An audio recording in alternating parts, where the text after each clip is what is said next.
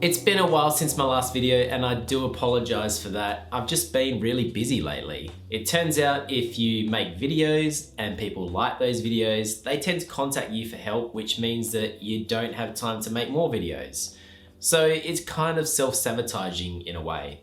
But anyway, I am trying to put out one video a week, but my focus will always remain on quality over quantity. So I don't want to put out one video of just me rabbiting on. Because at the end of the day, that doesn't provide value to you guys. So I'd rather pull back the amount of videos and just keep providing that quality content. But getting back into the swing of things, we're talking about a topic that I get asked about quite often. And that is what is the best way to go about investing on behalf of your children? Now in this video, we're going to cover off how it's best to structure this kind of investment. And we're going to consider what are the tax implications, what's the investment flexibility like, how or when can you access the funds, and a lot of other good stuff.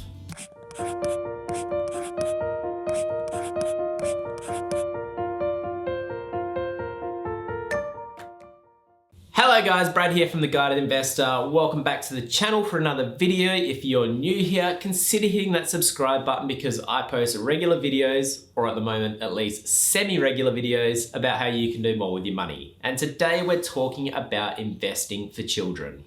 Now, before we kick this one off, I just want to preface this video by saying that investing for children is a great thing to do provided you have the means. Or in other words, investing for children really is more of a luxury item. You see, one of the leading causes of marriage breakdown and family problems is money issues. And I personally believe that the best thing that you can do for your children is to give them a happy, healthy, supportive home life every single day to come home to. And it can be very difficult to do that if there's a lot of financial stress in your life. So sometimes as a parent, the best thing that you can do for your children is focus on building up your own net worth. Whether that be by paying down debts, adding more to your superannuation, saving a little bit of a cash for an emergency fund. Because at the end of the day, when you build your net asset position, your kids are gonna benefit indirectly from that. And if they're lucky, one day they might get some of that net asset position as inheritance. So with that said, let's assume that you are in a position to invest on behalf of your children, and let's jump into some of the strategies.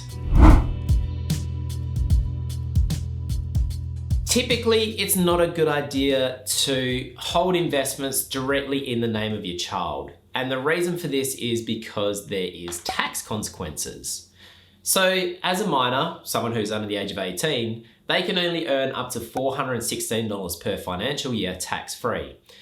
Anything above that is going to get taxed at a very high rate, which can be as high as 66%. These scary tax rates for minors basically exist to stop wealthy people putting all their assets in their kids' names as a way to avoid tax. So you can kind of understand where the government's coming from. Now, there are certain sources of income that are accepted from these high tax rates, and that would include any investment earnings on inheritance proceeds, include any earned income. So if your child works, then they're not going to be subject to these harsh tax rates. And it also includes or excludes if your child has a disability, then they're considered an accepted person, and again, these high tax rates won't apply. But in general, it's not normally a good idea to hold significant assets in the name of a child. Now, if it's just a little bit of cash in a savings account or something like that, not generating very much money, then that's okay. But when you start to generate over that $416 mark, then you really need to consider other structures. And the other hard bit as well is often you can't invest in growth assets like shares in the name of a minor. If it's not practical to invest directly in the name of the child, well then how about investing in your name and then just gifting the funds to the child at a later date? Now, this is definitely a strategy that some people use and it works for some people, and so let's talk a little bit about it. Generally, if you're going to roll with this strategy, you're going to want to have a spouse that has a low marginal tax rate. Or put another way, one of you needs to have a low taxable income. And the reason for this is because any investment earnings is going to get taxed in your own name personally. Now, the obvious benefit of this is that marginal tax rates for an adult are obviously a lot more beneficial than the marginal tax rates for a minor, unless you're a very high income earner. And also, as an adult, you can invest in just about any asset class you like. So this opens up things like investing in shares and investing in ETFs and things like that. But the real downside of this strategy comes when you hold the assets for the long term, and upon gifting them to your child, you trigger what's called a capital gains tax event.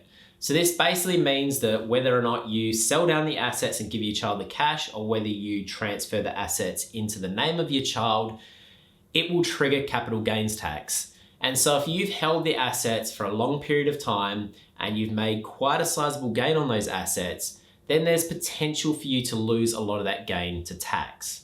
Now, there are ways to plan for that tax liability and potentially mitigate it to a certain extent, but I'm not going to touch on that now. Just bear in mind that with this strategy, there is some tax consequences to take into consideration.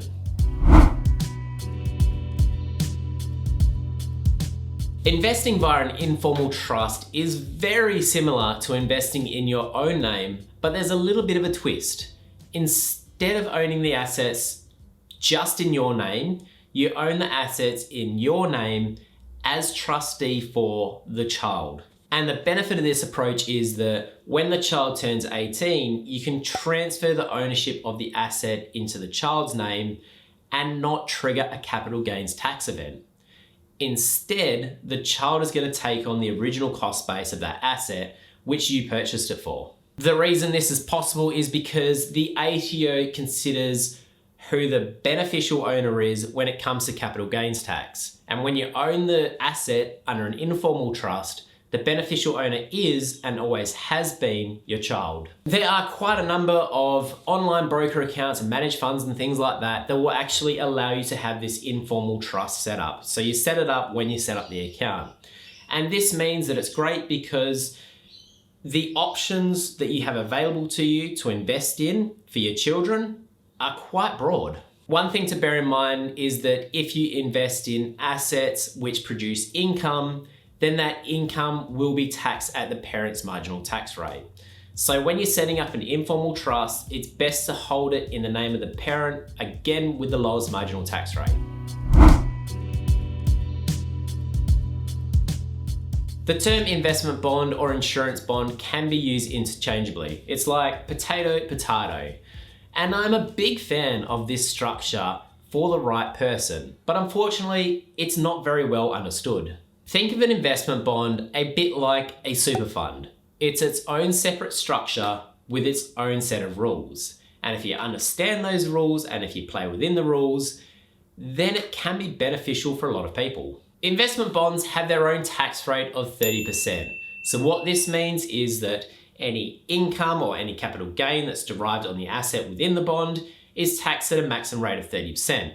So instantly you can see that if both parents are on a high marginal tax rate above 30%, then an investment bond is going to be more tax effective. Investment bonds are also what's known as a tax paid investment. Now this basically means that all the tax happens inside the bond. So when it comes to lodging your own personal tax return, you don't have to worry about listing in your personal tax return income and capital gains and things like that because it's all done within the bond. Now, from a simplicity perspective, this is awesome. But the real kicker for investment bonds comes when you hold them for the long term. And that's because if you hold an investment bond for over 10 years, then it's going to be 100% capital gains tax free. And that is a massive benefit because capital gains tax can be significant when you're holding assets for the long term. Even though it's beneficial to hold the investment bond for the long term, you don't have to. You can access the money at any time, which is obviously a really good thing. And any tax that was paid at the 30% rate within the bond, you'll get a tax offset for. Like with everything, there are some downsides to using investment bonds that you need to be aware of. So let's cover off those now. There is a 125% rule on contributions. So that is, you can only contribute up to 125% of what you contributed in the previous year. If you don't contribute anything in a given year, the bond will be closed to further contributions, and that's because 125% of zero is zero. There are limited investment options available through investment bonds. You're going to be limited by the options provided by the bond issuer. And fees can be relatively high through some of the investment bonds out there. Typically, the investment bond is going to be owned in the parent's name, but there are some investment bonds out there that will allow you to transfer the ownership of the bond to the child at a nominated vesting age. So when it comes to if you think an investment bond is right for you, do your research because there's a number of different providers out there. They all have different fee structures and different investment allowances. So just do your research and find one that suits you. When you set up a family trust, you act as trustee, whether that be you as an individual trustee or a corporate trustee with you as the director of the corporate. The assets are owned by the trustee as trustee for the trust. Of all the structures available, a discretionary family trust really is the most flexible. You're going to be able to invest in any asset class you like, and investment returns are distributed in accordance with the trustee's discretion. Each financial year, income and capital gains are distributed out of the trust to the beneficiaries by the trustee. And now with a discretionary family trust, the beneficiaries can just about be, as the name suggests, any family member. And it can also be other companies and trusts run by family members as well. So this gives you a very flexible way to distribute income and capital gains because every single year you can pick the person or the structure that has the lowest marginal tax rate. When you build up assets in a family trust with the intention of gifting those to the children, you can do it at your discretion. So you can gift the assets to your children as a lump sum, you can do it over multiple financial years, or you can even set them up a regular income stream to come from the trust. The assets can either be sold down and you can gift the cash to your children, or you can in specie transfer the assets out of the trust into the children's name. Now, both of these events are going to trigger CGT, so obviously it's best to do this when the child is over the age of 18 and is subject to the standard marginal tax rates. Now, the big downside to family trusts is that they are expensive to set up and they are expensive to operate because every single year you have to do tax returns for the trust. So typically, unless you have over, say, $100,000, then it's probably not going to be beneficial to invest through a family trust because any benefit that you do get will likely be offset by the cost of running the trust. If you do decide to go down the family trust route, then I would highly recommend that you get specialized advice because it is a complicated area and it's not something that you want to get wrong.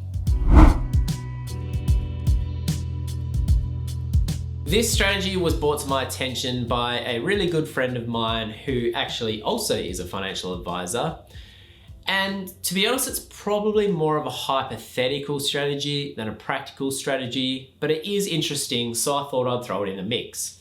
And that is investing for your children via a super fund. Now, it's no secret that in Australia, investing via superannuation is probably the most tax effective structure that we have available to us. And that's because super funds have their own tax rate of 15%, which for the average person is a lot lower than their marginal tax rate. So why not then use that low tax rate to invest for your children? Well, there are some obvious downsides to this strategy, and the most glaringly obvious one is that there are restrictions as to when you can access money inside super. So the most common condition of release is retirement, and for a child, the preservation age is currently set at 60, but who knows where that's going to be in 20 or 30 years' time. But there is another condition of release under the First Home Buyer Super Saver scheme where your child could potentially get access to the money to purchase their first home. Under the First Home Super Saver scheme, you can make voluntary contributions into your superannuation of up to $15,000 per financial year and $30,000 in total, and apply to have those contributions released in order to use as a deposit for your first home. Now, I'm not going to go into all the details of how this scheme works because it is quite complicated, but I did do a video on it previously, which I will link in the description box below. This would mean that if it's your intention to help your kids buy their first house, then this is potentially a way that you could help them do it. Now, you need to put a little bit of thought into, is it more beneficial for you to use the scheme on your kids' behalf, or wait until your kids are working and let them use the scheme because it's going to help them save tax. But let's say you don't want to help your kids purchase their first home, you want to help them out for the long term. You want to help them retire comfortably. Well, superannuation is potentially a pretty good way of doing that too. If you invested $10,000 in a super fund for a 15-year-old child and you could earn 6% per annum on that money after fees and taxes, then by the time your child reaches age 60, that $10,000 could be worth $148,000. Add some regular contributions onto that from when your child starts working and earning money and getting their own super contributions, and that could lead to some significant wealth at retirement. So as you can see, theoretically, using a super fund to invest on behalf of your child can be good, but there are a huge number of considerations that you need to take into account before you go down this path. Legislation is always changing. There's transfer balance caps that you need to take into account, access to benefits. Can you even open a super fund in the name of a minor? These are just naming a few of the considerations that you need to make. Personally, I don't think I would use this strategy as the time horizon is just way too long and too much can change in that time.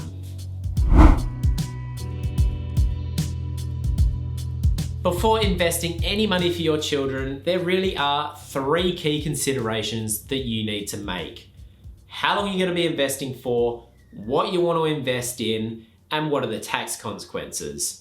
And I hope that by watching this video, you understand the different structures a little bit better, and you can make a more informed decision as to which structure works for you. Obviously, go do extra research on top of this video before jumping into any of them. But that's it for me today, guys. Thanks a lot for watching. If you did like this video, please give it a thumbs up and I will see you guys in the next one.